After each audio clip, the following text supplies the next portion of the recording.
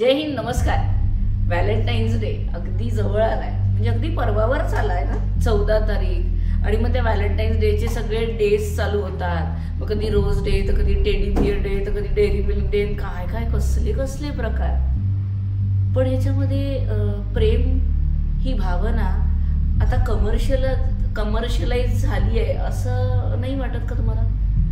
त्या प्रेम या भावनेची एक खूप सुंदर स्टोरी मला तुमच्या सगळ्यांसोबत शेअर करायची आहे. कारण स्टोरीजमधनं आपल्याला बरेचदा ना आपलं कल्चर, आपल्या संस्कारांमध्ये दडलेलं सायंटिफिक व्हॅलिडेशन आणि अशा अनेक गोष्टी की खरं प्रेम काय असावं किंवा प्रेमाची परिभाषा काय, किंवा प्रत्येकाचं ते काय सुंदर कविता पण आहे ना, प्रेम म्हणजे प्रेम असतं, तुमचं आणि आमचं सेम असतं.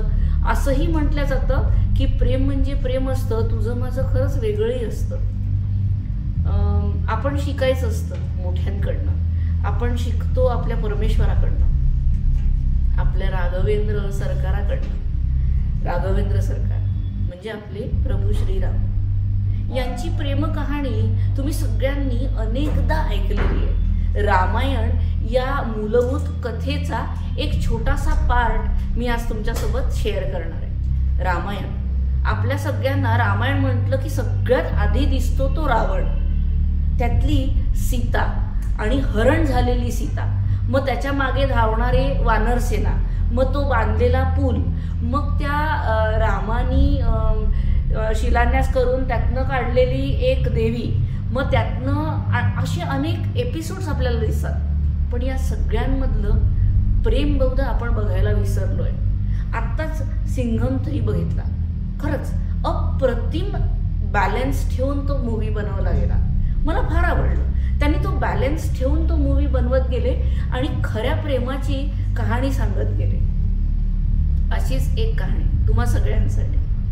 तुम्ही सगळेजण, इव्हन मी बोलताना माझे डोळे असे चमकतात किंवा अशी पलक झपकल्यासारखे होते. या पलक झपकणारा काय म्हटलं जातं? निमिष. याला म्हणतात एक निमिष. संस्कृतमध्ये याला निमिष म्हटलं गेलंय, बरोबर? निमिष, निमी नावाचा राजा.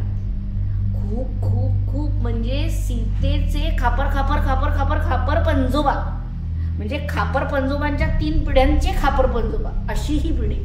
असा हा राजा, निमी राजा. इथनं ही स्टोरी सुरुवात होते. गिनीज गिनीज वर्ल्ड रेकॉर्ड ना, Guinness world book record whatever, त्या रेकॉर्ड बुकमध्ये म्हणे एक कॉम्पिटिशन होते एकमेकांकडे बघण्याची. 1 मिनिट, 2 मिनिट, 3 मिनिट, त्याच्यातलं काहीतरी मार्किंग आहे की 6 मिनिटं वगैरे 2 जण एकमेकांकडे बघत होते आणि त्यांनी पलक झपकवलेली नाही. पण 6 मिनिटानंतर ती पलक झपकली गेलीच. आजपर्यंतचा झालेला वर्ल्ड रेकॉर्ड, युगांचा रेकॉर्ड आपल्या राघवेंद्र सरकार म्हणजे राम आणि सीता यांनी बहुधा तयार केला असावा त्या काळात, त्या युगामध्ये. तीच आज स्टोरी तुम्हा सगळ्यांसाठी. निमी राजा. निमी राजा हा वयाच्या 50व्या वर्षी जेव्हा व्हायला झाला तेव्हा त्याच्या लक्षात आलं की आता आपल्याला देह सोडण्याची वेळ जवळ येते आहे. त्यांनी लगेच वशिष्ठांना, म्हणजे सगळ्या राजांचे, सर्व सूर्यकुळातल्या राजांचे जे आचार्य होते, जे सगळ्यात महत्त्वाचे गुरु होते, वशिष्ठ, त्यांना आवाहन केलं, त्यांना बोलवलं आणि त्यांना सांगितलं मला यज्ञ करायचा आहे. हा देह जाण्यापूर्वी मला यज्ञ करायचा आहे. वशिष्ठांनी सांगितलं मी सध्या बिझी आहे, आत्ता तुला ह्या यज्ञाची आवश्यकता नाही, जेव्हा होईल तेव्हा मी बरोबर येऊन तुझा यज्ञ करून देईन. पण हा निमी राजा थोडा आताताई होता, थोडा जरा पेशन्स कमी असावेत बोलायच्याजवळ. आणि मग प्रूव्ह झालं की याच माणसाजवळ सगळ्यात जास्त पेशन्स होते. निमी राजाने वशिष्ठांना खूप रिक्वेस्ट केली की हा यज्ञ करू द्या, हा यज्ञ तुमच्या हातूनच होऊ द्या. पण वशिष्ठ आहेत. शेवटी त्यांनी नाही म्हणजे नाही, आत्ता होणार नाही असं म्हटल्यानंतर निमी राजा गप गुमान तिथनं निघून गेले. निमी राजांनी दुसऱ्या आचार्याकडनं हा यज्ञ संपुष्टात आणला, म्हणजे यज्ञ करवून घेतला. निमी राजा खुश होता, पण आचार्यांना हे काही पटलं नाही, वशिष्ठांना हे काही पटलं नाही की मी सांगितलं ना तुला की मी तुझा देह त्याग होण्याच्या पूर्वी यज्ञ करून देतो, मग मी सांगितलंय तर तू देह तोवर त्यागणारच नाहीस जोवर तुझा यज्ञ पूर्ण होत नाही. मग तू मला डावलून तू दुसऱ्या कोणातरी आचार्याकडनं करून घेतलास की नाही, जा मी तुला आता शाप देतो. आणि त्यांनी त्याला सांगितलं की आजपासनं तुझं शरीर तुझ्या सोलपासनं दूर होऊन जाईल. आता तुझं शरीर नष्ट होईल, ज्याच्यासाठी तू यज्ञ केला म्हणून तुझं शरीर नष्ट होईल. निमी राजा शांतपणे तो शाप घेतला, त्याचं शरीर नष्ट व्हायला आलं. सर्व देवी देवता, सर्व ब्राह्मण वर्ग, सर्व गुरुवर्य तिथे आले. त्यांनी सांगितलं हे बरोबर नाही. वशिष्ठांच्या रागामुळे निमीला त्याच्या असलेल्या अवेलेबल असलेल्या टाइम झोनच्या आधीच शरीर सोडावं लागलंय. वशिष्ठांनी शाप दिल्याबरोबर निमी राजाचं शरीर ॲक्च्युली भस्मसात व्हायला लागलं, म्हणजे ते सोलपासनं सेपरेट व्हायला लागलं. राजा, एका प्रजेचा जेव्हा राजा असतो आणि त्याचं निधन होतं तेव्हा इमिजिएटली कोणीतरी उपराजा, म्हणजे मला असं वाटतं की हे आपल्या याच्यातही आपल्या कॉन्स्टिट्यूशनमध्ये पण आहे की आपले 2 दिवंगत पंतप्रधान जेव्हा गेलेत तेव्हा इमिजिएट उपपंतप्रधान जे असतात त्यांना पंतप्रधान पदाची शपथविधी इमिजिएट होतेच ते, कारण कुठलीही कंट्री, कुठलंही राज्य विदाऊट लीडर राहू शकत नाही. मग सगळ्या गुरुवर्य, सर्व देवदेवतांना खूप प्रश्न पडला की अरे राजाच नाही इथं, आता काय. म्हणून गुरुवर्यांनी हे म्हटलं गेलं की वशिष्ठांनी तर शाप दिला आणि निमी त्या शापाला आशीर्वाद म्हणून घेतोय आणि तो त्याचं परत शरीरही मागत नाही आहे, मग त्याला आपण वर द्यायला पाहिजे. म्हणून त्यांनी त्याला सांगितलं की ओके आम्ही तुला वर देतो, माग काय मागायचं आहे. आणि तेव्हा निमी राजांनी 2 वर मागितलेले आहेत. आणि वर असा होता की माझी येणारी पिढी वशिष्ठ ज्या सूर्यकुलाचे आधिपत्य सांभाळतात त्या सूर्यकुलामध्ये आपली वधू देण्यासाठी अनेक लोक जातात, पण मला एकच अट आहे की ह्यांचा वर माझ्याकडे येणाऱ्या वधूला घेऊन जायला हा माझ्या दारात आला पाहिजे. सगळेजण अचंबित झाले. निमराजाचं लग्न झालेलं नव्हतं, निमराजाला पुत्र नव्हता, मग आता कसं काय.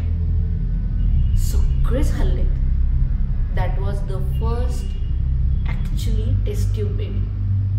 त्याच्या बॉडीमधनं जे काय रिक्वायर्ड गोष्टी होत्या त्यातनं एका बालकाचा जन्म झाला आणि त्या बालकाचं नाव ठेवलं गेलं मिथी. आणि त्या मिथीवरनं पडला मिथिलेश. मिथिलेश हा देश या राजपुत्राच्या नावावरचा झाला आणि मग तो तिथला राजा झाला. मग तुम्हाला पुढची स्टोरी माहिती आहे. मग जानकी आली. निमीच्या पूर्ण पूर्वार्ध आणि उत्तरार्ध या पूर्ण पूर्वकालामध्ये ॲक्च्युली जगदंबेनी जन्म घेतला, म्हणजे आपली सीता. सीतेनी जन्म घेतला. जगदंबेचा जन्म त्याच्या कोळी झाला. एका गुरुवर्यांनी विचारलं, का रे तू हे तर मागितलंस पण ती जगदंबा येणार आहे आणि ती जर आली तर तुला कसं कळेल, कारण तुझं शरीर तर गेलं आणि आता सोल पण जाणार, मग तुला कसं कळेल. तर सांगितलं. तर निमी त्याच्यावर म्हणतो, माझा वर अजून पूर्ण झालेला नाही. माझा वर हाफ वर मी तुम्हाला मागितला. हाफ वर हा आहे की हे पूर्ण होईस्तोर मी प्रत्येक मनुष्याच्या डोळ्यांवर, नयनपटलांवर तसाच्या तसा उभा राहील. म्हणून त्याचं जेव्हा प्रेशर वाढतं तेव्हा आपण सगळेजण डोळे मिटतो आणि घटकेत आपले डोळे उघडतात. त्या मोमेंटला निमिष असं म्हटलं गेलं. जेव्हा राघवेंद्र सरकार म्हणजे आपले प्रभू श्रीराम सीता माईला जेव्हा बघायला आलेत आणि त्यांनी त्या एकमेकांकडे बघितल्यानंतर ते ज्या प्रेमात पडले, त्या प्रेमाचा दिवस बहुधा आपण व्हॅलेंटाईन्स डे म्हणून सेलिब्रेट करायला पाहिजे. त्या दिवशी म्हणे निमिष राजा म्हणजे हा निमी त्यांच्या पटलांवरनं बाहेर निघून गेला होता. असं म्हणतात की ती त्याची खापर खापर खापर खापर खापर नात होती आणि नातीचा होणारा वर समोर उभा आहे. तर आजोबांनी किंवा मातृ आणि पितृ म्हणजे माता पित्यांनी समोर उभं राहू नये जेव्हा या प्रेमाच्या संवादांना सुरुवात होत असते. म्हणून निमी तिथनं निघून गेला आणि नंतर निमी परत आपल्या सगळ्यांच्या पटलांवर असतो. म्हणून प्रेमसंवादामध्ये कोणतेही मोठी व्यक्ती सोबत किंवा आजूबाजूला नसते. कपल्सचे ते प्रेमाचे संबंध किंवा ते प्रेमाचे आचार विचार किंवा ते प्रेमाचे एकमेकांकडे बघण्याचे वेळ, त्या वेळेला कोणीही मोठा तिथे नसतो. ते फक्त शुभाशीर्वाद देतात आणि त्यांना मोकळं सोडतात. सीतामाई प्रभू रामचंद्राकडे म्हणे एकटक बघू शकली, कारण निमी तिथनं निघून गेले होते. ही आहे व्हॅलेंटाईन्स डे साठीची तुमच्यासाठीची स्टोरी. खरं प्रेम प्रभू रामचंद्राने केलं सीतामाईवर. खरं प्रेम सीतामाईने केलं प्रभू रामचंद्रावर. 14 वर्षाचा वनवास आणि त्या वनवासात घडलेली ती घटना, अख्खा समुद्र पार, 7 समुद्रा पार जाऊन आपल्या प्रेयसीला घेऊन आलेला, व्याकुळ झालेलं ते मन आणि रडलेलं ते मन, किती प्रेमांच्या भावना दाखवतं. तेच रामायण जे आपल्याला या प्रेमाची भावना पण शिकवतं. बहुधा आपण यांच्याकडनं हे शिकावं अशी माझी इच्छा. सगळ्या मोमेंट्सला सेलिब्रेट करण्यासाठी, म्हणजे प्रभू रामचंद्र आणि सीतामाईच्या या वर्ल्ड रेकॉर्डच्या सेलिब्रेशनसाठी का होईना, आपण सगळेजण पूर्णब्रह्ममध्ये भेटतोय 14 तारखेला. सर्व सेंटर्समध्ये याच गोष्टीचं सेलिब्रेशन होतं आहे. व्हॅलेंटाईन्स डे असं एक नवीन नाव समजूया आपण.